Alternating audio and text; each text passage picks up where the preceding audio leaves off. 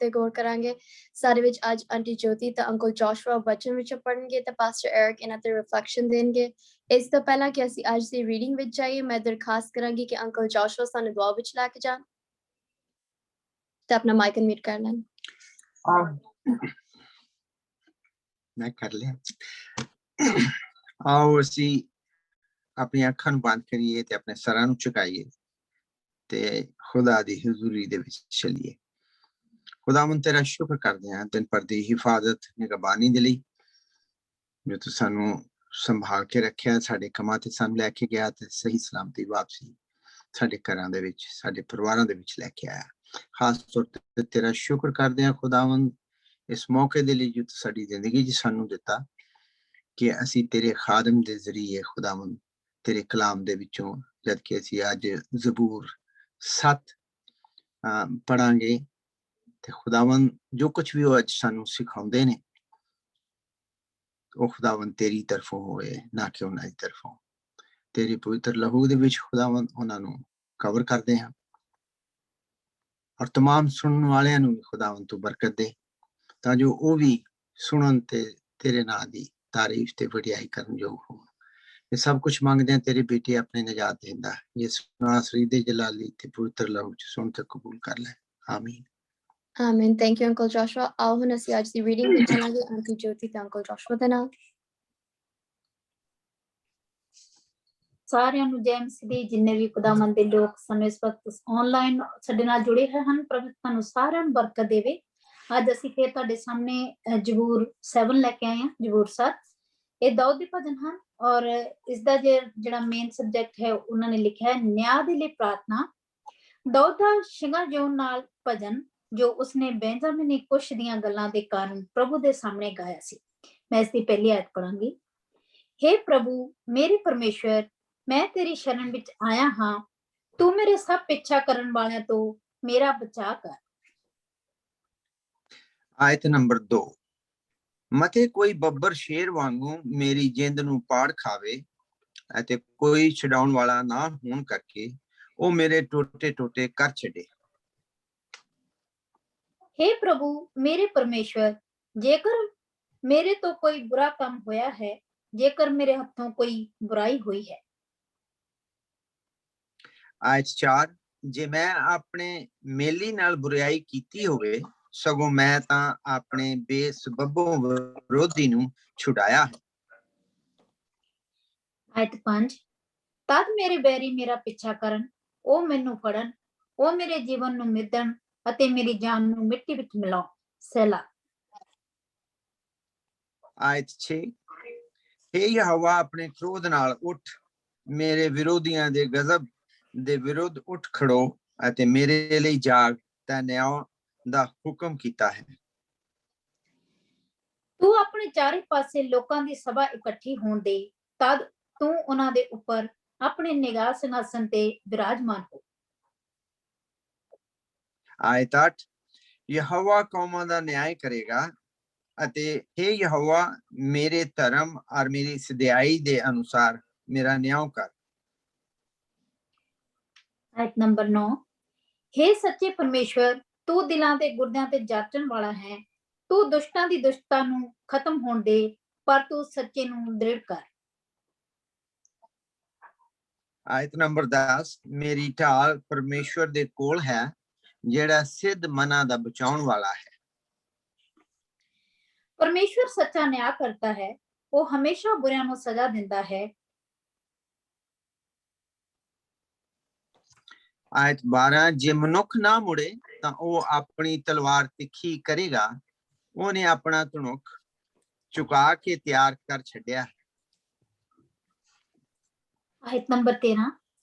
ਉਸਨੇ ਮਨੁੱਖ ਦੀ ਮੌਤ ਦੇ ਲਈ ਹਥਿਆਰ ਵੀ ਤਿਆਰ ਕੀਤੇ ਹਨ, ਉਹ ਆਪਣੇ ਤੀਰਾਂ ਨੂੰ ਅਗਨੀ ਬਾਣ ਬਣਾ ਰਿਹਾ ਹੈ।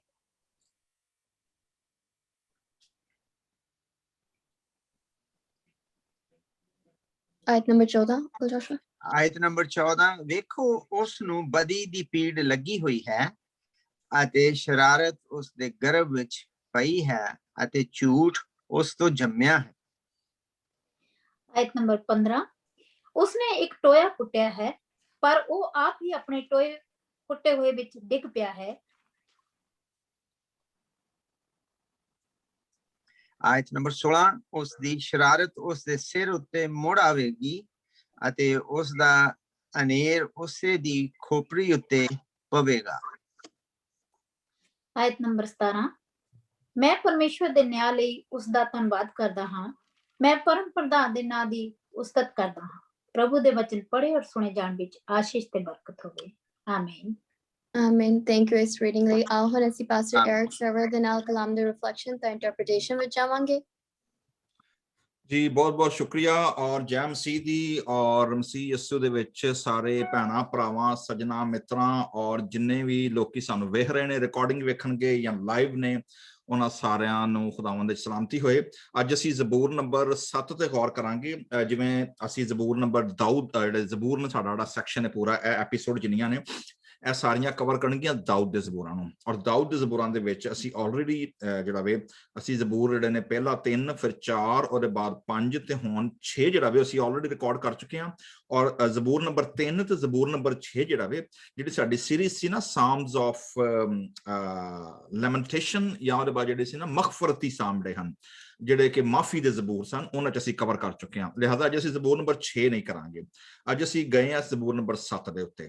ਔਰ ਜਿਵੇਂ ਤੁਸੀਂ ਵੇਖੋਗੇ ਕਿ ਸਾਰੇ ਦਾਊਦ ਦੇ ਜ਼ਬੂਰ ਨੇ ਔਰ ਦਾਊਦ ਦੇ ਦਿਲਚਸਪ ਗੱਲ ਹੈ ਕਿ ਦਾਊਦ ਦੇ ਜ਼ਬੂਰਾਂ ਦੀ ਜਿਹੜੀ ਉਹਨਾਂ ਜਿਹੜੇ ਕੰਪਾਈਲਰ ਸਨ ਜਿਨ੍ਹਾਂ ਕੈਟਾਗਰੀਜ਼ ਰੱਖੀਆਂ ਨੇ ਉਹ ਜ਼ਬੂਰ ਨੇ ਜਿਹਦੇ ਵਿੱਚ ਦਾਊਦ ਕਿਸੇ ਨਾ ਕਿਸੇ ਮੁਸ਼ਕਲ ਦੇ ਵਿੱਚ ਪਿਆ ਹੋਇਆ ਵੇ ਔਰ ਉਸ ਮੁਸ਼ਕਿਲ ਔਰ ਉਸ ਮੁਸੀਬਤ ਔਰ ਜਿਹੜਾ ਜ਼ੁਲਮ ਔਰ ਜਾਂ ਜਿਹੜੇ ਲੋਕਾਂ ਨੇ ਉਹਦੇ ਖਿਲਾਫ ਮਨਸੂਬੇ ਬੰਨੇ ਨੇ ਉਹਨਾਂ ਤੋਂ ਜਦੋਂ ਲੰਘਦਾ ਵੇ ਦਾਊਦ ਜਿਹੜਾ ਵੇ ਉਹ ਆਪਣੇ ਉਸ ਇਮੋਸ਼ਨਲ ਰੋਲਰ ਕੋਸਟਰ ਜਿਹੜੀ ਹੈ ਨਾ ਉਹਦੇ ਜ਼ਰੀਏ ਜਦੋਂ ਲੰਘਦਾ ਵੇ ਤਾਂ ਉੱਥੋਂ ਫਿਰ ਖੁਦਾ ਨੂੰ ਪੁਕਾਰਦਾ ਵੇ।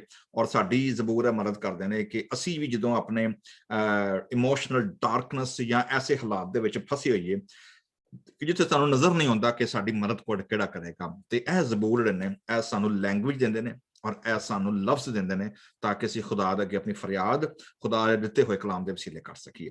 ਸੋ ਜਿਵੇਂ ਜ਼ਬੂਰ ਨੰਬਰ 7 ਨੂੰ ਅਸੀਂ ਜਦੋਂ ਵੇਖਦੇ ਹਾਂ ਜੀ ਇਹਦਾ ਸਰਨਾਮਾ ਵੇਖੀਏ ਤੇ सरनामे च ਅਸੀਂ ਵੇਖਦੇ जी दाऊद का शिगायोन जिसे उसने बिन्यामीनी कूश की बातों के सबब से खुदावंद के हुजूर गाया। अच्छा बड़ी दिलचस्प गल है जी।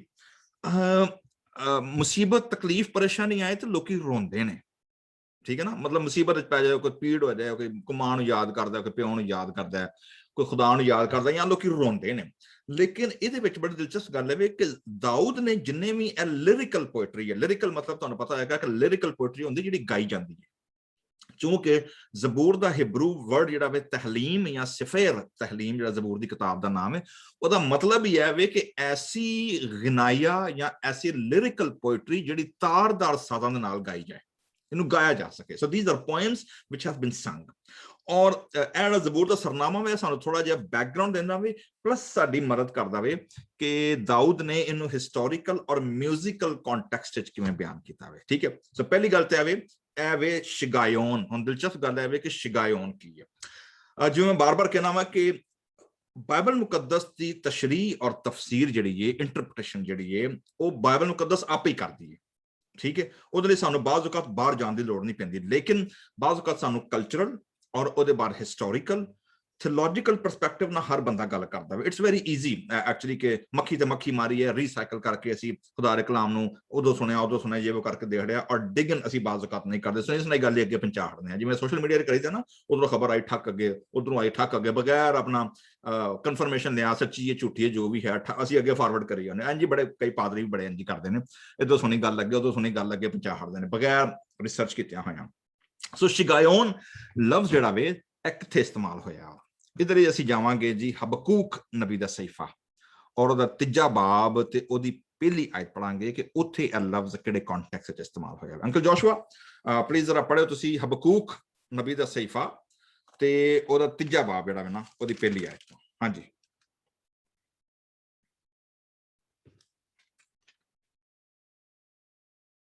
ਮਾਈਕ ਅਨਮਿਊਟ ਕਰ ਲੈਣਾ uncle ਜੋਸ਼ੂਆ।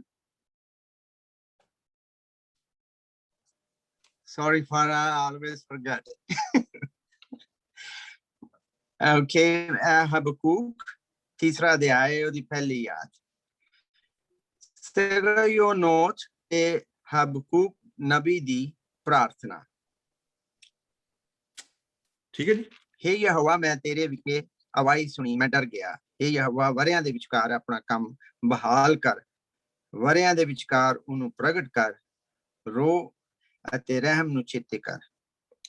Thank you uncle ji, thank you very much.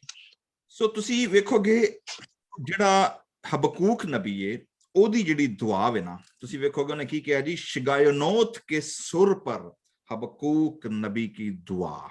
ਠੀਕ ਹੈ, ਸੋ ਅਸੀਂ ਸਾਨੂੰ ਇੱਥੇ ਉੱਥੇ ਲਫ਼ਜ਼ ਜਿਹੜਾ ਵੇ ਜ਼ਬੂਰ 7 ਦੇ ਵਿੱਚ ਸ਼ਿਗਾਇਓਨ ਔਰ ਹਬਕੂਕ ਦੂਜੇ ਬਾਬ ਦੀ ਪਹਿਲੀ ਆਇਤ ਵਿੱਚ Shigionoth. So what's the difference?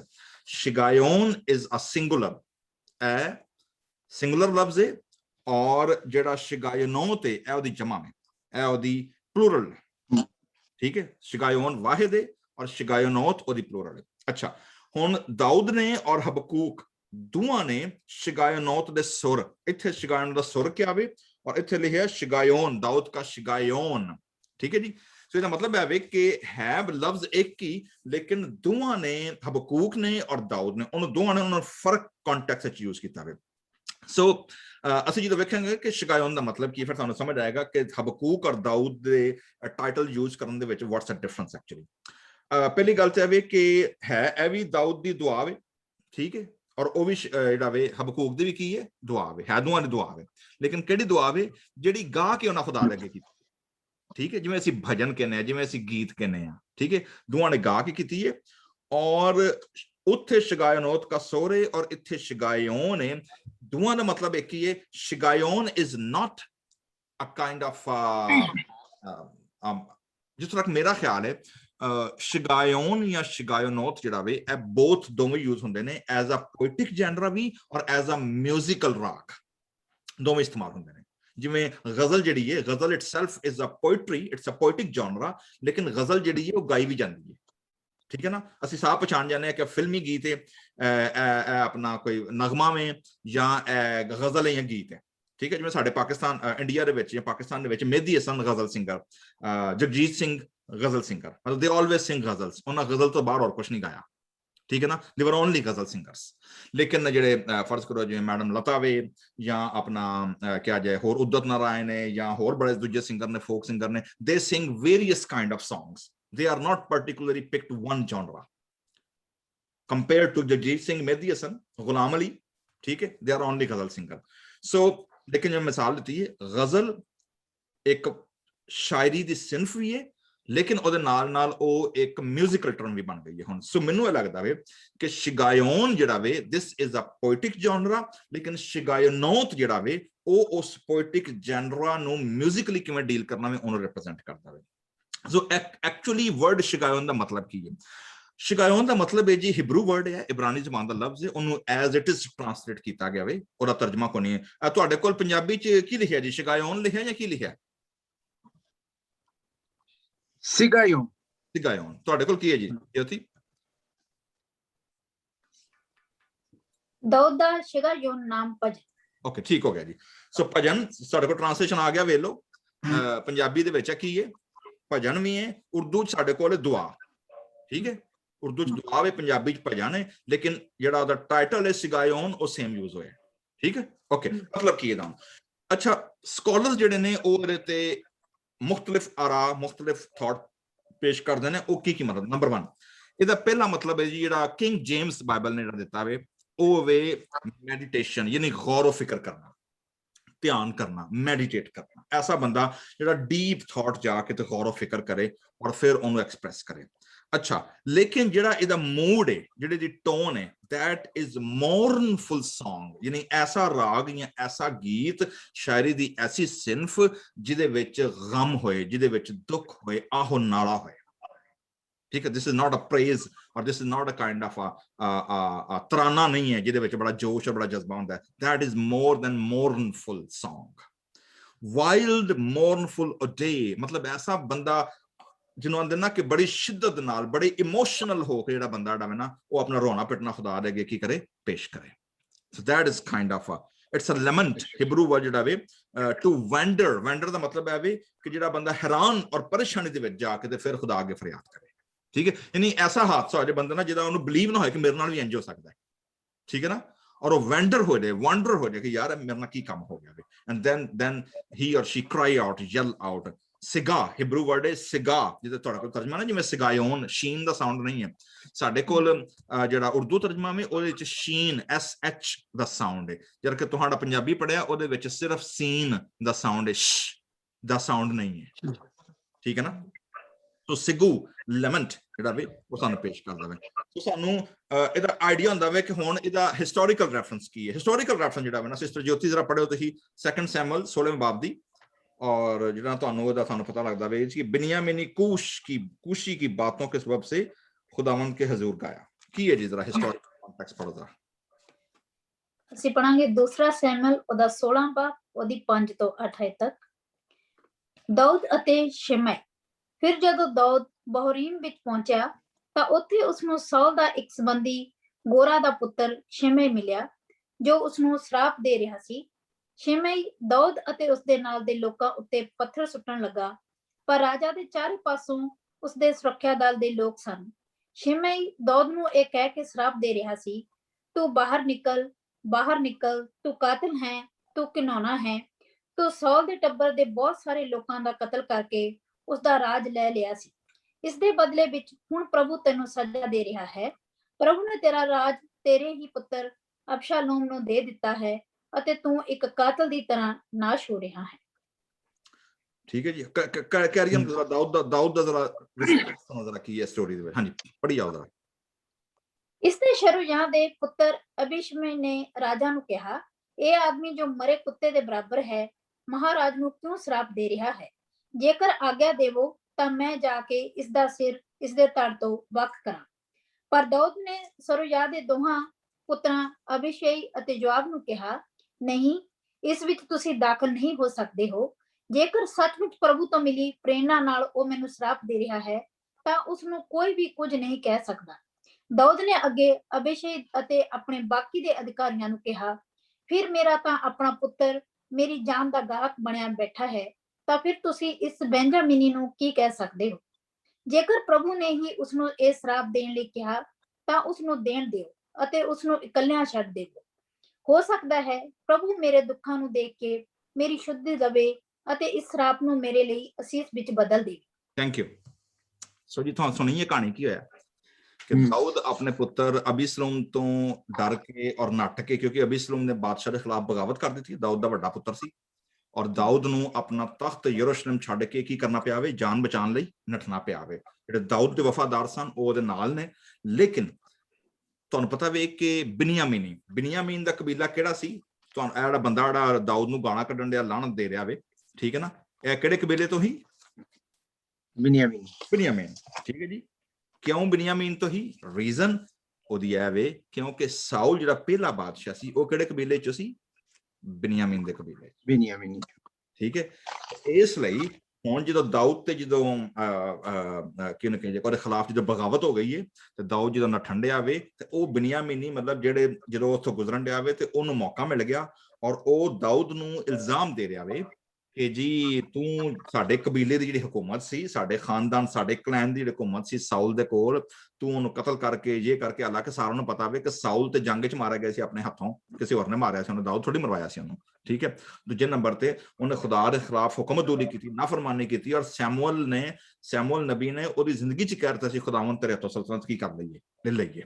ਤਾਂ ਸਾਨੂੰ ਪਿਛਲੇ ਐਪੀਸੋਡ 'ਚ ਪੜ੍ਹਿਆ ਸੀ ਕਿ ਖੁਦਾ ਜਿਹੜਾ ਵੇ ਸੈਮੂਅਲ ਨੂੰ ਸੀਕ੍ਰੇਟ ਮਿਸ਼ਨ ਤੇ ਘੱਲਦਾ ਵੇ ਕਿ ਜਾ ਔਰ ਜਿਹੜਾ ਵੇ ਨਾ ਯਹੂਦਾ ਦੇ ਕਬੀਲੇ 'ਚ ਮੈਂ ਤੁਹਾਨੂੰ ਦੱਸਾਂਗਾ ਤੂੰ ਕਿਹਨੂੰ ਜਾ ਕੇ ਮਸਾ ਕਰਨਾ ਬਾਦਸ਼ਾਹ ਬਣਨ ਦਾ। ਸੋ ਅਸਾਂ ਪਿਛਲੇ ਜ਼ਬੂਰ 'ਚ ਸਿੱਖ ਲਿਆ ਵੇ। ਸੋ ਇਸ ਲਈ ਅਸੀਂ ਵੇਖਦੇ ਹਾਂ ਕਿ ਦਾਊਦ ਜਿਹੜਾ ਵੇ ਉਹਦੇ ਖਿਲਾਫ ਬਿਨयामीन ਦਾ ਕਬੀਲਾ ਜਿਹੜਾ ਵੇ ਉਹ ਉਹਦੇ ਲੋਕ ਨੇ ਉਹਦੇ ਖਿਲਾਫ ਨੇ, ਅੰਦਰ ਉਹਨਾਂ ਦੇ ਗਰਜ ਹੈ। ਜਦੋਂ ਮੌਕਾ ਮਿਲਿਆ ਵੇ ਤਾਂ ਦਾਊਦ ਦੇ ਬਾਰੇ 'ਚ ਗੱਲਾਂ ਕਰੀ ਉਹਨਾਂ ਨੇ। ਲੇਕਿਨ ਤੁਹਾਨੂੰ ਇੱਕ ਚੀਜ਼ ਨੋਟ ਕੀਤੀ, ਦਾਊਦ ਦਾ ਰਿਸਪੌਂਸ ਕੀ ਹੈ? ਠੀਕ ਹੈ। ਜਿਵੇਂ ਮੈਂ ਸੰਡੇ ਨੂੰ ਕਲਾਮ ਸੁਣਾ ਰਿਹਾ ਸਾਂ ਤੇ ਮੈਂ ਕਿਹਾ ਸੀ ਕਿ what would you do when you have a power and authority to practice? ਠੀਕ ਹੈ। how can you hold that? ਇੱਥੇ ਵੀ ਦਾਊਦ ਦੇ ਸਿਪਾਹੀ ਔਰ ਦਾਊਦ ਦੇ ਜਿਹੜੇ ਨਾਈਟਸ ਸਨ, they were professional warrior। ਦਾਊਦ ਆਪੇ ਪ੍ਰੋਫੈਸ਼ਨਲ ਵਾਰੀਅਰ ਹੈ। ਔਰ ਇੱਕ ਜਿਹਨੂੰ ਕਿਹਾ ਜਾਏ ਕਿ ਇੱਕ ਆਮ ਜਿਹਾ ਬੰਦਾ ਉੱਠ ਕੇ ਤੇ ਜਨਾਬ ਇੱਕ ਆਪਣਾ ਸਿਰਫ ਦਾਊਦ ਤੇ ਇਲਜ਼ਾਮ ਕਰਨ ਦਾ, ਉਹਨਾਂ ਕੀ ਕਿਹਾ, ਉਹਨੇ ਕੀ ਨਾਂ ਲਿਆ? ਅਬੀਸ਼ੈ ਨੇ ਕਿਹਾ ਮਰਿਆ ਕੁੱਤਾ ਜਿਹੜਾ ਵੇ ਬਾਦਸ਼ਾਹ, ਇਹ ਤੇਰੇ ਵਰਗੇ ਬੰਦੇ ਦੀ ਗੱਲਾਂ ਕਰੀ ਜਾਂਦਾ, ਮੈਂ ਹੁਣੇ ਜਾ ਕੇ ਦੀ ਗਰਦਨ ਲਾ ਦੇਣਾ ਵਾ। ਠੀਕ ਹੈ ਨਾ। दाऊद ने की किया? No no no, that's the response. जिन्ने अक्सर देखा है कि साडे खिलाफ, खुदा दे लोकां दे खिलाफ, या कलीसिया दे विच भी, या घरां दे विच भी, या प्रोफैशनलिज्म दे विच बड़े लोग ने जिहड़े तुहाडे खिलाफ गल्लां भी करनगे, बैक बाइटिंग भी करनगे, झूठियां गल्लां भी बनाणगे, सच्चियां भी बनाणगे। लेकिन अगर वो तुहाडी सिचुएशन दा मजाक उड़ांदे ने, तुहाडी तजलील करदे ने, तुहाडी बैक बाइटिंग करदे ने, तुहाडे खिलाफ एवें गल्लां फैलांदे ने, you don't need to respond to that person. ठीक है ना? किसी ने कहा सी, एक मैं किले पढ़िया सी, एक कोटेशन सी, मुहावरा सी, उन्हें कहा जी कि अगर तुसी राह च भौंकण वाले हर कुत्ते नूं चुप कराउण लगोगे ना, ते तुसी अपना जर्नी जारी नहीं रख सकते, तुहाडा सफर रुक जाएगा। ठीक है ना? इसलिए राह टुरदियां तुहाडा जो जर्नी शुरू हुंदा, खुदा तुहानूं जो ट्रैवल दिंदा वे कोई, ते कुत्तियां ने भौंकना ही भौंकना वे। ठीक है? सेम टर्म उन्हें यूज की है बीशे ने, उन्हें कहा मरिया कुत्ता तेरे खिलाफ भौंकना, मैं हुणे चुप करा देना। दाऊद ने कहा लेट हिम। व्हाई? क्योंकि दाऊद का बिलीफ है वे कि अगर खुदा, जिहदा मैं बंदा वां, जिहदे नां ते और जिहदे काम ते मैं करन दिया वां, अगर खुदा उन्हें परमिशन ना दे तो मेरे खिलाफ कुछ नहीं कर सकता।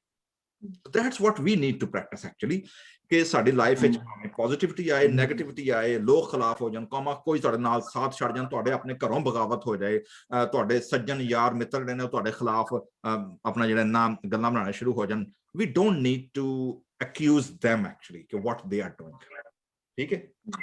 सानू सीखना चाहिए कि साडा मुकदमा जिहड़ा वे वो खुदा दी बारकत होना चाहिए। अगर खुदा इजाजत ना दे तो साडे खिलाफ कोई गल नहीं कर सकता। So there is a lesson to learn खुदा दे लोकां लई कि how we respond to critic और to accusation, whether it's false or whether it's, we don't need to say anything. That's what David has practiced. Okay जी, सो ਅਸੀਂ ਜ਼ਬੂਰ ਤੇ ਹੁੰਨੇ ਆ ਜੀ ਹੁਣ।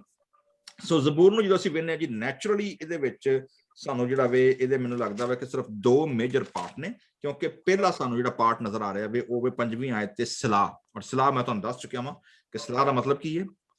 ਪੌਜ਼, ਸਾਇਲੈਂਸ ਔਰ just instrument, nothing else. So that is सलाह। सो जी ਅਸੀਂ ਸ਼ੁਰੂ ਕਰਨੇ ਜੀ ਕਿ दाऊद कह रहा जी कि पहले खुदावंद मेरा तवक्कुल तुझ पर है, again he is raising his trust. सब पीछा करने वाला से, पीछा करने वाले ਅਸੀਂ ਵੇਚ ਚੁੱਕੇ ਹਾਂ।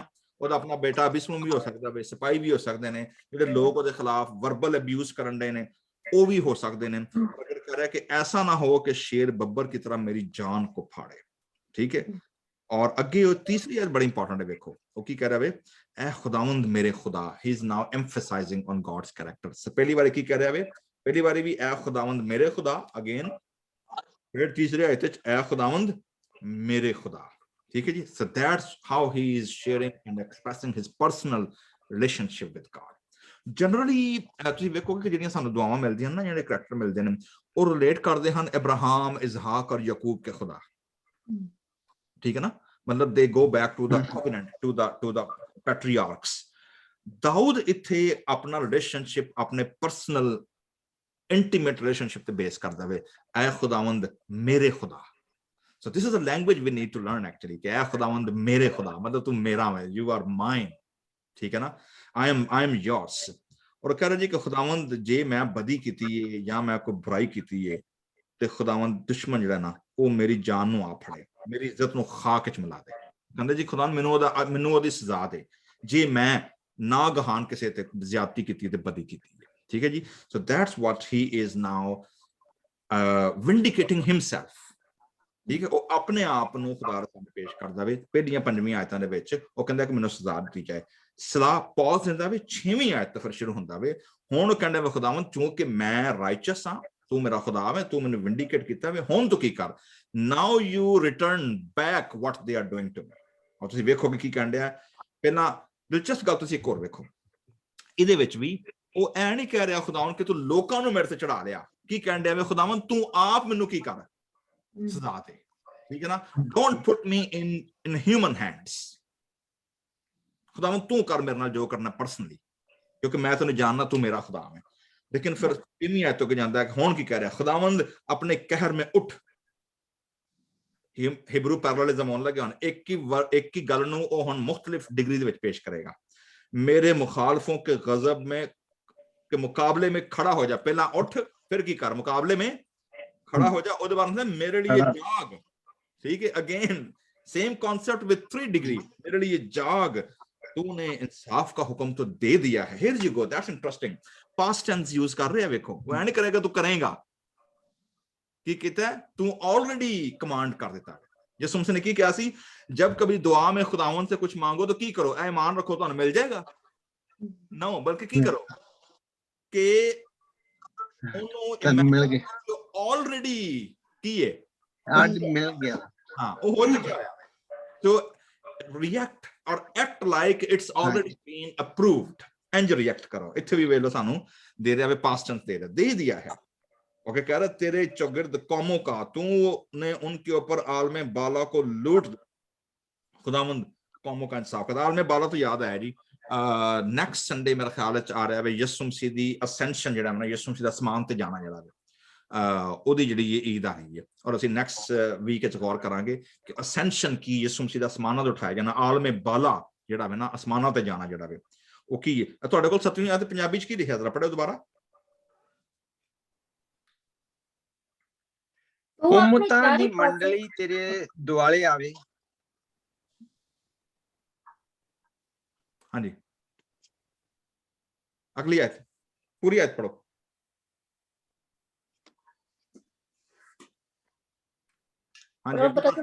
पूरा करो।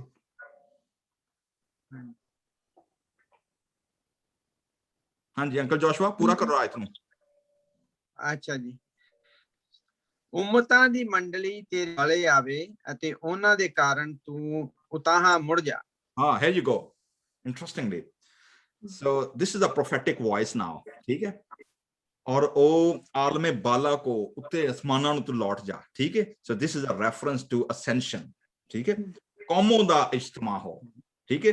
सो ਅਸੀਂ ਇਹਨੂੰ ਰਿਲੇਟ ਕਰਾਂਗੇ ਖੁਦਾਵੰਦ ਯਿਸੂ ਮਸੀਹ ਦੇ ਅਸਮਾਨ ਤੇ ਜਾਣ ਲਈ। ਉਹਦੇ ਬਾਅਦ ਤੁਸੀਂ ਵੇਖੋਗੇ ਜੀ ਕਿ ਜਿਹੜੀ 9ਵੀਂ ਤੇ 10ਵੀਂ ਆ ਜਿਹੜੀ ਹੈ ਨਾ, दैट्स वेरी इंपॉर्टेंट। वो कह रहे जी कि काश के शरीरों की बदी का खात्मा हो जाए पर सादिक को तू कयाम बख्श। ओके, कयाम ਦਾ ਮਤਲਬ ਹੈ ਤੂੰ ਉਹਨੂੰ ਖੁਦਾਵੰਦ ਉਹਨੂੰ ਫਲਰਿਸ਼ ਕਰ, ਉਹਨੂੰ ਤੂੰ ਸਟਰੈਂਥਨ ਕਰ ਦੇ। ਕੰਪੈਰੀਜ਼ਨ ਆ ਗਿਆ ਇੱਥੇ ਸਾਡੇ ਕੋਲ, शरीर ਦਾ ਕੀ ਹੋਏਗਾ, ਖਾਤਮਾ ਹੋ ਜਾਏਗਾ, ਪਰ ਸਾਦਿਕ ਕੀ ਹੋ ਜਾਏਗਾ, इट विल एस्टैब्लिश्ड, ठीक है, इट विल स्ट्रेंथन रवाए, क्योंकि खुदाए सादिक दिलों और गुर्दों को की करता है जी, जांचता है। अच्छा, इसे मतलब गुर्दियां ना डायलिसिस करना नहीं है, ਇਹਦਾ मतलब गुर्दे ਜਿਹੜੇ ਨੇ ਖਿਆਲਾਤ ਨੂੰ ਪੁਰਾਣੇ ਆਦਨਾਮੇ ਦੇ ਵਿੱਚ ਜਿਹੜਾ ਵੇ ਨਾ ਪੇਸ਼ ਕਰਦੇ ਨੇ। ਦਿਲ ਮਤਲਬ your thought process, your attitude, ਔਰ ਤੁਹਾਡੇ ਜਿਹੜੇ ਗੁਰਦੇ ਨੇ that was considered to be ਕਿ ਤੁਸੀਂ ਤੁਹਾਡੇ will ਕੀ, ਤੁਸੀਂ ਸੋਚਦੇ ਕੀ, ਤੁਸੀਂ ਐਕਟ ਕਿਵੇਂ ਕਰਦੇ ਹੋ, ਠੀਕ ਹੈ। तो सादकों और दिलों और गुर्दों को जांचते हैं। अगले फिर अपने आप आ रहा है जी 10वीं आयत, मेरी सिपर कदे हाथे च खुदावंद के हाथ में है जो रास्त दिलों को बचाता है। अच्छा जी, 12वीं आयत जी ना तुसीं इहदे च वेखोगे कि जिहड़े ना 13वीं आयत इहदे विच जंगी साजो समान दा जिक्र है, ठीक है। यानी जिवें बंदा जंग लई निकलदा ना जदों, और ਉਹ उस जंगी हथियारां नूं जिहड़े किसी भी वारियर कोल हुंदे हन, नाइट कोल हुंदे सन, ਉਹ ਕਹਿੰਦੇ ਜੀ ਕਿ ਖੁਦਾ ਆਪਣੇ ਜੰਗ ਦੇ ਹਥਿਆਰ ਕੀ ਕਰੇਗਾ, ਤਿਆਰ ਕਰ ਲੇਗਾ, ठीक है। ਕੀ ਕਰੇਗਾ, ਹਥਿਆਰ ਕੀ ਕੀ ਨੇ।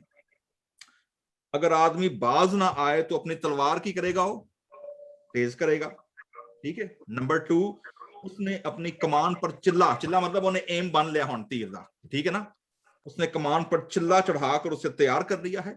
और बाद की कह रहा है, उसने उसके लिए मौत के हथियार भी तैयार कर लिए हैं। अगली आयत लिखी है, वो अपने तीरों को आतशी बनाता है।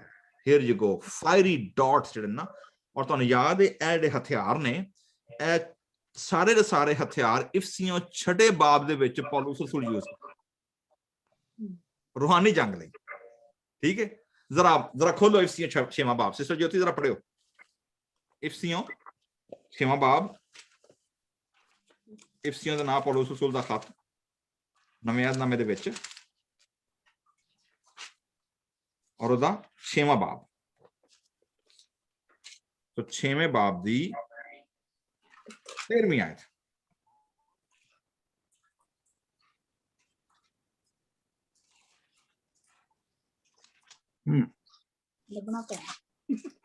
अच्छा जी अंकल जोशुआ तुहां कर ले नਵੇਂ ਅਹਿਦਨਾਮੇ ਦੇ ਵਿੱਚ ਜੇ ਫਿਲਿੱਪੀ। हाँ जी मैं कर ले। अच्छा चलो जरा पढ़ो जरा 13वीं आयत ਤੋਂ। हाँ जी, एफसियां 6वां बाब।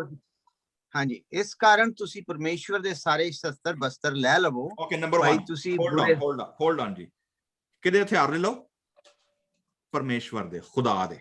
ठीक है, ਜ਼ਬੂਰ नंबर 7 ਜਿਹੜਾ ਵੇ ਇਹ ਸਾਨੂੰ ਖੁਦਾ ਦੇ ਹਥਿਆਰਾਂ ਦੀ ਆਲਰੇਡੀ ਲਿਸਟ ਦੇ ਚੁੱਕਿਆ ਕਿਹੜੇ ਕਿਹੜੇ ਨੇ। ਠੀਕ ਹੈ, ਨਾਓ ਪੌਲੁਸ ਰਸੂਲ ਇਹਨਾਂ ਨੂੰ ਟ੍ਰਾਂਸਲੇਟ ਕਰ ਰਿਹਾ ਹੁਣ ਰੂਹਾਨੀ ਹਥਿਆਰਾਂ ਦੇ ਨਾਲ। ਠੀਕ ਹੈ, now he is relating with the spiritual warfare ਹੋ ਰਹੀ ਹੈ। ਅੱਗੇ ਪੜੋ ਜੀ, ਖੁਦਾ ਦੇ ਹਥਿਆਰ ਕਿਹੜੇ ਕਿਹੜੇ ਨੇ? ਭਾਈ ਤੁਸੀਂ ਬੁਰੇ ਦਿਨ ਵਿੱਚ ਸਾਹਮਣਾ ਕਰ ਸਕੋ ਅਤੇ ਸਭੋ ਕੁਝ ਮੁਕਾ ਕੇ ਖਲੋ ਸਕੋ। Okay, hair you go. ਤੁਸੀਂ ਆਪਣੀ ਕਮਰ ਹਾਂਜੀ अंकल जी, अगेन रुकिए जरा। कायम रह सको, खड़े रह सको, खुदा सादिक को क्या करेगा? कायम कर देगा। ठीक है, सो तुसी वेखोगे कि पौलुस रसूल इत्थे रूहानी जंग नु ज़बूर 7 दा इमेज जिहड़ा वे ओ इत्थे रिफ्लेक्ट कर रहा हुण। ठीक है, हां जी। ਸੋ ਤੁਸੀਂ ਆਪਣੀ ਕਮਰ ਸਚਾਈ ਨਾਲ ਕੱਸ ਕੇ ਅਤੇ ਧਰਮ ਦੀ ਸੰਜੋ ਪਹਿਨ ਕੇ ਅਤੇ ਮਿਲਾਪ ਦੀ ਖੁਸ਼ਖਬਰੀ ਦੀ ਤਿਆਰੀ ਦੀ ਜੁੱਤੀ ਆਪਣੇ ਪੈਰੀ ਪਾ ਕੇ ਖਲੋ ਜਾਓ। ਉਹਨਾਂ ਸਭਨਾ ਸਣੇ ਨਿਸ਼ਚਾ ਦੀ ਢਾਲ ਲਾਓ ਜਿਹਦੇ ਨਾਲ ਤੁਸੀਂ ਉਸ ਦੁਸ਼ਟ ਦੇ ਸਾਰੇ ਅਗਨ ਬਾਣਾਂ ਨੂੰ ਬੁਝਾ ਸਕੋਗੇ ਅਤੇ ਮੁਕਤੀ ਦਾ ਟੋਪ ਅਤੇ ਆਤਮਾ ਦੀ ਤਲਵਾਰ ਜੋ ਪਰਮੇਸ਼ਵਰ ਦੀ ਬਾਣੀ ਹੈ ਲੈ ਲਵੋ। Here you go। तलवार की है जी? खुदा दी, परमेश्वर दी बाणी है, खुदा दा कलाम जिहड़ा वे ना ओ की है, खुदा दी तलवार है जिन्हों खुदा यूज करदा। और तलवार भी कैसी है? दो धारी तलवार है। ठीक है, दो धारी तलवार। तो ਅਸੀਂ ਵੇਖਦੇ ਆ ਜੀ ਕਿ ਇੱਥੇ ਖੁਦਾ ਦੇ ਹਥਿਆਰ ਦੱਸੇ ਗਏ ਨੇ ਜਿਨ੍ਹਾਂ ਨੂੰ ਨਵੇਂ ਯਾਦਨਾਮੇ ਦੇ ਵਿੱਚ ਸਪਿਰਿਚੁਅਲ ਵਾਰਫੇਅਰ ਲਈ ਇਸਤੇਮਾਲ ਕੀਤਾ ਗਿਆ ਹੈ। ਠੀਕ ਹੈ ਜੀ, ਸੋ ਅੱਗੇ 15ਵੀਂ ਆਇਤ ਦੇ ਵਿੱਚ ਦੱਸਦਾ ਜੀ ਕਿ ਜਿਹੜਾ ਸਾਦਕ ਦੇ ਖਿਲਾਫ ਖੱਡਾ ਖੋਦੇਗਾ ਨਾ ਉਹ ਆਪ ਹੀ ਉਹਦੇ ਵਿੱਚ ਜਾ ਡਿੱਗੇਗਾ। ਸੋ ਤੁਹਾਨੂੰ ਕੁਛ ਕਰਨ ਦੀ, ਉਹਦਾ ਮੁਕਾਬਲਾ ਕਰਨ ਦੀ ਲੋੜ ਕੋਈ ਨਹੀਂ, ਕਿਉਂਕਿ ਖੁਦਾ ਸ਼ਰੀਰਾਂ ਦਾ ਕੀ ਕਰਦਾ ਵੇ? ਮੁਕਾਬਲਾ ਕਰਦਾ ਵੇ। 17 आखिरी आयत करिए जी, खुदावंद की सदाकत के मुताबिक ईमानदारों ने की करना है? सिर्फ ओदी शुक्रगुजारी। आंदा मैं ओदा की करांगा? मैं शुक्र अदा करांगा और खुदावंद ताला के नाम की तारीफ गाऊंगा। सो जी रास्तबाज़ां दा इक्को ही काम है, वो की कहन? ओ खुदा दे विच मगन रहन, ओ खुदा दी हमदो सना गान, गीत गान, मुकद्दस करन, दुआवां करन और खुदा दे हथियार ऑटोमैटिकली उन्हां दे बिहाफ ते की करनगे? वो काम करनगे। ਜਦੋਂ ਅਸੀਂ ਆਪਣੇ ਆਪ ਨੂੰ ਖੁਦਾ ਦੀ ਪ੍ਰੇਜ਼, ਖੁਦਾ ਦੀ ਪ੍ਰੋਟੈਕਸ਼ਨ ਔਰ ਖੁਦਾ ਦੀ ਪ੍ਰੈਜ਼ੈਂਸ ਨਾਲ ਅਸੀਂ ਆਪਣਾ ਨੂੰ ਲੈ ਕੇ ਚੱਲਣਾ। ਖੁਦਾਵੰਦ ਸਾਨੂੰ ਸਾਰਿਆਂ ਨੂੰ ਨਾ ਸਿਰਫ ਹੈ ਕਿ ਸਾਨੂੰ ਜਿਹੜੀ ਪ੍ਰੋਟੈਕਸ਼ਨ ਦੁਆ ਵੇ, ਉਹ ਸ਼ਿਗਾਇਓਨ ਜਿਹੜਾ ਵੇ, ਡਿਸਟ੍ਰੈਸਫੁਲ ਮੋਰਨਫੁਲ ਜਿਹੜੀ ਦੁਆ ਵੇ, ਉਹ ਖੁਦਾ ਸਾਨੂੰ ਸਿਖਾਏ ਕਿ ਅਸੀਂ ਆਪਣੀ ਮੁਸੀਬਤ ਪਰੇਸ਼ਾਨੀਆਂ ਦੇ ਵਿੱਚ ਅਸੀਂ ਖੁਦਾ ਤੇ ਭਰੋਸਾ ਕਰਨਾ ਸਿੱਖੀਏ, and then God will react on our behalf. ਖੁਦਾਵੰਦ ਸਾਨੂੰ ਸਾਰਿਆਂ ਨੂੰ ਖੁਦਾਵੰਦ ਦੀ ਹਮਦ, ਖੁਦਾਵੰਦ ਦੀ ਤਾਰੀਫ ਕਰਨ ਦਾ ਫਜ਼ਲ ਬਖਸ਼ੇ। ਆਮੀਨ। Amen. Thank you reflection ਲਈ ਮੈਂ ਇਨਵਾਈਟ ਕਰਾਂਗੀ ਕਿ ਅੰਕਲ ਜੋਸ਼ੂਆ ਸਾਡੇ ਨਾਲ ਆਪਣੇ ਸਵਾਲ ਤੇ ਆਪਣੀ ਕਮੈਂਟਰੀ ਸ਼ੇਅਰ ਕਰਨ। ਮੈਂ ਇਸ ਦਾ ਜਿਹੜਾ ਥੀਮ ਹੈ ਕੋ ਲਿਆ ਕਿ request for justice against those who make slanderous comments. God is the perfect judge and will punish those who persecute the innocent. 7ਵੀਂ ਤੇ 9ਵੀਂ ਆਇਤ ਜਿਹੜੀ ਆ ਉਹ ਮੈਨੂੰ ਜ਼ਿਆਦਾ ਉਹਦੇ ਚ ਅੱਛੀ ਲੱਗੀ ਹੈ। The God searches mind and hearts. Nothing is hidden from God. This can be either terrifying or comforting. Our thoughts are an open book to him because he knows even our motives. We have no place to hide, no way to pretend we can get away with the sin. But that very knowledge also gives us great comfort. We don't have to impress God or to put up a false front. Instead, we can trust God to help us work through our weaknesses in order to serve him as he has planned. When we truly follow God, he rewards our efforts. That's it. Thank you uncle ਜੀ। ਹੁਣ ਮੈਂ invite ਕਰਦੀ ਹਾਂ aunty ਜੋਤੀ ਨੂੰ ਕਿ ਉਹ ਵੀ ਆਪਣੇ ਸਵਾਲ ਆਪਣੀ ਕਮੈਂਟਰੀ ਸਾਡੇ ਸਾਰਿਆਂ ਨਾਲ ਸ਼ੇਅਰ ਕਰਨ। ਜੀ ਫਿਰ ਸਾਰਿਆਂ ਨੂੰ ਜੈ ਮਸੀਹ ਦੀ। ਇਹ ਜਿਹੜਾ ਭਜਨ ਹੈ ਇਹਦੇ ਵਿੱਚ ਸਾਰੀਆਂ ਆਇਤਾਂ ਹੀ ਬਹੁਤ ਪਾਵਰਫੁਲ ਹਨ, ਪਰ ਜਿਸ ਤਰ੍ਹਾਂ ਨਿਆਂ ਦੇ ਲਈ ਪ੍ਰਾਰਥਨਾ ਉਸਨੇ ਕੀਤੀ ਹੈ, ਦਾਊਦ ਨੇ ਆਪਣੀ ਹੀ ਪ੍ਰਾਰਥਨਾ ਪ੍ਰਭੂ ਦੇ ਅੱਗੇ ਰੱਖੀ ਹੈ। ਜਿਹੜਾ ਇਸਦੀ ਪਹਿਲੀ ਆਇਤ ਹੈ ਕਿ हे ਪ੍ਰਭੂ ਮੇਰੇ ਪਰਮੇਸ਼ਰ ਮੈਂ ਤੇਰੀ ਸ਼ਰਨ ਵਿੱਚ ਆਇਆ। ਉਹਨੇ ਖੁਦਾ ਅੱਗੇ ਬੇਨਤੀ ਕੀਤੀ ਹੈ ਕਿ ਪ੍ਰਭੂ ਮੇਰਾ ਹੋਰ ਕੋਈ ਨਹੀਂ, ਮੈਂ ਤੈਨੂੰ ਪੁਕਾਰਦਾ ਹਾਂ ਔਰ ਮੈਂ ਤੇਰੀ ਸ਼ਰਨ ਵਿੱਚ ਆਇਆ ਹਾਂ। ਤੂੰ ਹੀ ਮੇਰੇ ਸਭ ਪਿੱਛਾ ਕਰ, ਜੋ ਵੀ ਮੇਰੇ ਲਈ ਬੁਰਾ ਸੋਚਦੇ ਜਾਂ ਜੋ ਵੀ ਮੇਰੇ ਲਈ ਬੁਰਾਈ ਕਰਨਾ ਚਾਹੁੰਦੇ ਆ ਖੁਦਾਵੰਦ ਤੂੰ ਆਪ ਹੀ ਉਹਨਾਂ ਦਾ ਨਿਆਂ ਕਰ, ਮੈਂ ਸਿਰਫ ਤੈਨੂੰ ਜਾਣਦਾ ਹਾਂ ਔਰ ਮੈਂ ਤੂੰ ਹੀ ਮੇਰਾ ਬਚਾਅ ਕਰਨ ਵਾਲਾ ਹੈ। ਔਰ ਇਸ ਦੀ ਤੀਸਰੀ ਆਇਤ, ਜੇਕਰ ਮੇਰੇ ਤੋਂ ਕੋਈ ਬੁਰਾ ਕੰਮ ਹੋਇਆ ਹੋਵੇ, ਉਸਨੇ ਖੁਦ ਵੀ ਪ੍ਰਭੂ ਦੇ ਪ੍ਰਭੂ ਨੂੰ ਦੇ ਅੱਗੇ ਆਪਣੇ ਆਪ ਨੂੰ ਹਲੀਮ ਕਰਕੇ ਉਸਨੇ ਪ੍ਰਭੂ ਕੋਲੋਂ ਮਾਫੀ ਮੰਗੀ ਹੈ। ਇਸੇ ਤਰ੍ਹਾਂ ਸਾਡੀਆਂ ਜ਼ਿੰਦਗੀਆਂ ਵਿੱਚ ਵੀ ਜਦੋਂ ਅਸੀਂ ਪਹਿਲਾਂ ਖੁਦਾ ਦੇ ਕੋਲ ਆਪਣੇ ਆਪ ਨੂੰ ਅਸੀਂ ਹਲੀਮ ਕਰੀਏ, ਖੁਦਾ ਕੋਲੋਂ ਮਾਫੀ ਮੰਗੀਏ, ਬਾਕੀ ਖੁਦਾਵੰਦ ਨੇ ਕਿਹਾ ਕਿ ਤੂੰ ਨਹੀਂ, ਤੇਰਾ ਸਭ ਕਰਨ ਵਾਲਾ ਮੈਂ ਹਾਂ, ਤੂੰ ਆਪਣੇ ਬਾਰੇ ਕੁਝ ਨਹੀਂ ਸੋਚਣਾ, ਜੋ ਵੀ ਤੇਰਾ ਕਿਸੇ ਤੋਂ ਵੀ ਕੋਈ ਬਦਲਾ ਲੈਣਾ ਤੂੰ ਨਹੀਂ ਸੋਚਣਾ, ਉਹ ਮੈਂ ਸੋਚਾਂਗਾ, ਉਹ ਮੇਰਾ ਕੰਮ ਹੈ, ਤੂੰ ਮੇਰੇ ਉੱਤੇ ਛੱਡ ਦੇ। ਅਸੀਂ ਪ੍ਰਭੂ ਦੇ ਉੱਤੇ ਭਰੋਸਾ ਰੱਖੀਏ ਔਰ ਅਸੀਂ ਵੀ ਇਸੇ ਤਰ੍ਹਾਂ ਖੁਦਾ ਕੋਲੋਂ ਮਾਫੀ ਮੰਗੀਏ ਅਗਰ ਸਾਡੇ ਕੋਲੋਂ ਕੋਈ ਗਲਤੀ ਹੋ ਗਈ ਹੈ ਪ੍ਰਭੂ ਦੇ ਵਿੱਚ, ਔਰ ਅਸੀਂ ਆਪਣੇ ਦਿਲਾਂ ਨੂੰ ਸਾਫ਼ ਕਰੀਏ, ਕਿਉਂਕਿ ਖੁਦਾਵੰਦ ਹੀ ਸਾਡਾ ਆਸਰਾ ਔਰ ਉਹੀ ਸਾਡੀ ਢਾਲ ਹੈ। ਨਾ ਕਿਸੇ ਇਨਸਾਨ ਦੇ ਥਰੂ ਅਸੀਂ ਕਿਸੇ ਦੇ ਕੋਲੋਂ ਕੁਝ ਲੈ ਸਕਦੇ ਹਾਂ ਔਰ ਨਾ ਹੀ ਅਸੀਂ ਕਿਸੇ ਨੂੰ ਕੁਝ ਕਹਿ ਸਕਦੇ ਹਾਂ। ਪ੍ਰਭੂ ਜਿਸ ਤਰ੍ਹਾਂ ਇਸ ਦੀ ਆਇਤ ਵਿੱਚ ਲਿਖਿਆ ਹੈ, ਜਿਹੜੀ 9 ਆਇਤ ਹੈ, ਗੁਰਦਿਆਂ ਦੇ ਜਾਂਚਣ ਵਾਲਾ, ਜਿਸ ਤਰ੍ਹਾਂ ਪਾਸਟਰ ਜੀ ਨੇ ਵੀ ਦੱਸਿਆ, ਪ੍ਰਭੂ ਨੇ ਸਾਨੂੰ ਬਣਾਇਆ, ਪ੍ਰਭੂ ਸਾਡੇ ਗੁਰਦਿਆਂ ਦਾ ਮਤਲਬ ਕਿ ਖੁਦਾਵੰਦ ਸਾਡੀਆਂ ਸੋਚਾਂ ਤੋਂ ਪਹਿਲਾਂ ਹੀ ਜਾਣਦਾ ਹੈ ਕਿ ਅਸੀਂ ਕੀ ਸੋਚਣ ਵਾਲੇ ਹਾਂ ਔਰ ਅਸੀਂ ਕੀ ਪ੍ਰਭੂ ਤੋਂ ਚਾਹੁੰਦੇ ਹਾਂ। ਪ੍ਰਭੂ ਸਾਡੇ ਦਿਲਾਂ ਤੇ ਗੁਰਦਿਆਂ ਨੂੰ ਜਾਣਦਾ ਹੈ, ਕਿਉਂਕਿ ਅਸੀਂ ਸੋਚ ਵੀ ਨਹੀਂ ਸਕਦੇ, ਖੁਦਾਵੰਦ ਸਾਡੇ ਲਈ ਉਹ ਕਰਦਾ ਹੈ। ਔਰ ਉਸਨੇ ਇਸ ਵਿੱਚ ਪ੍ਰਭੂ ਦੇ ਕੋਲੋਂ ਆਪਣੇ ਲਈ ਵੀ ਮਾਫੀ ਮੰਗੀ ਹੈ ਔਰ ਖੁਦਾ ਨੂੰ ਇਨਸਾਫ ਕਰਨ ਲਈ ਵੀ ਕਿਹਾ ਹੈ ਕਿ ਅਗਰ ਮੇਰੇ ਵੱਲ ਕੋਈ ਬੁਰਾ ਤੱਕਦਾ ਹੈ ਜਾਂ ਮੇਰੇ ਬਾਰੇ ਕੋਈ ਬੁਰੀਆਂ ਗੱਲਾਂ ਸੋਚਦਾ ਹੈ, ਪ੍ਰਭੂ ਤੂੰ ਹੀ ਮੇਰਾ ਨਿਆਂ ਕਰ ਔਰ ਤੂੰ ਹੀ ਮੇਰੇ ਵਿਰੋਧ ਉੱਠ ਔਰ ਤੂੰ ਹੀ ਮੇਰੀ ਜੋ ਵੀ ਮੈਨੂੰ ਕੋਈ ਬੁਰਾ ਕਹਿੰਦਾ ਹੈ ਉਸਨੂੰ ਤੂੰ ਹੀ ਸਜ਼ਾ ਦੇਣ ਵਾਲਾ ਹੈ। ਔਰ ਇਸੇ ਤਰ੍ਹਾਂ ਸਾਡੀਆਂ ਜ਼ਿੰਦਗੀਆਂ ਵਿੱਚ ਵੀ ਅਸੀਂ ਖੁਦਾ ਵਿੱਚ ਅੱਗੇ ਵਧੀਏ, ਨਾ ਕਿ ਲੋਕਾਂ ਦੇ ਵਿੱਚ ਲੋਕੀ ਕੀ ਕਹਿੰਦੇ ਨੇ, ਕੀ ਕਰਦੇ ਨੇ, ਉਹਦੇ ਨਾਲ ਸਾਨੂੰ ਕੋਈ ਮਤਲਬ ਨਹੀਂ ਹੋਣਾ ਚਾਹੀਦਾ, ਕਿਉਂਕਿ ਜਿੰਨੀ ਦੇਰ ਅਸੀਂ ਪ੍ਰਭੂ ਦੇ ਵਿੱਚ ਵੱਧਦੇ ਹਾਂ ਉਨਾ ਹੀ ਪ੍ਰਭੂ ਸਾਡੇ ਨਜ਼ਦੀਕ ਆਉਂਦਾ ਹੈ। ਪ੍ਰਭੂ ਕਹਿੰਦਾ ਤੂੰ ਦੂਸਰੀਆਂ ਗੱਲਾਂ ਨੂੰ ਛੱਡ ਦੇ, ਤੂੰ ਮੇਰੇ ਪਿੱਛੇ ਲੱਗ, ਆਪਣੇ ਮਨ ਨੂੰ ਸਾਫ਼ ਕਰ, ਆਪਣੇ ਮਨ ਨੂੰ ਕਲੀਨ ਕਰ ਔਰ ਮੇਰੇ ਬਚਨ ਨੂੰ ਪੜ੍ਹ ਔਰ ਮੇਰੇ ਬਚਨ ਨੂੰ ਸੁਣ। ਤੇਰੇ ਬਾਰੇ ਕੋਈ ਕੀ ਕਹਿੰਦਾ ਉਸਦਾ ਨਿਆਂ ਤੂੰ ਨਾ ਕਰ, ਉਸਦਾ ਨਿਆਂ ਮੈਂ ਖੁਦ ਕਰਾਂਗਾ। ਮੈਨੂੰ ਤਾਂ ਇਹੀ ਸਾਰੀਆਂ ਆਇਤਾਂ ਹੀ ਬਹੁਤ ਸੋਹਣੀਆਂ, ਪਰ ਇਹ 3-4 ਆਇਤਾਂ ਮੈਨੂੰ ਕਾਫੀ ਵਧੀਆ ਲੱਗੀਆਂ। ਆਮੀਨ ਆਮੀਨ। ਥੈਂਕ ਯੂ ਤੁਹਾਡੇ ਸਾਰਿਆਂ ਦਾ ਇਸ ਰਿਫਲੈਕਸ਼ਨ ਲਈ। ਮੈਂ ਧੰਨਵਾਦ ਕਰਦੇ ਹਾਂ ਜਿਹੜੇ ਸਾਡੇ ਅੱਜ ਦੇ ਇਸ ਐਪੀਸੋਡ ਸਾਡੇ ਨਾਲ ਜੁੜੇ ਰਹੇ ਆ। ਅਸੀਂ ਤੁਹਾਡੇ ਨਾਲ ਸਾਰਿਆਂ ਨਾਲ ਫਿਰ ਥਰਸਡੇ ਨੂੰ ਮਿਲ ਕੇ ਇਸੇ ਤਰ੍ਹਾਂ ਦਾਊਦ ਦੇ ਜ਼ਬੂਰਾਂ ਤੇ ਗੌਰ ਕਰਾਂਗੇ। Thank you. Thank you.